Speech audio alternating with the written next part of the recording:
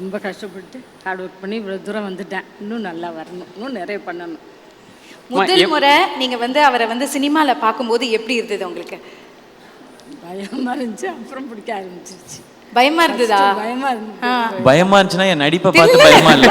ஐயோ first time ஃபுல்லா ஸ்கிரீன்ல வராரேன்னு ஒரு பயம் இருக்குல்லங்க.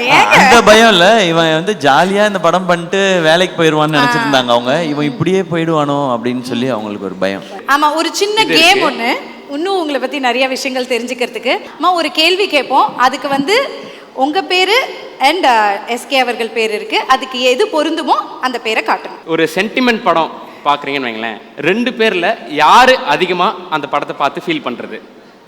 அம்மா தான். ஓகே, ஏதாவது ஒன்று சொல்லலாமாண்ணா? இல்ல அப்படின்னு இல்லை, இவங்க ஆக்சுவலா ஒரு அமேசிங்கான ஆடியன்ஸ். இவங்க எல்லா படமும் நல்லா இருக்குன்னு சொல்லுவாங்க.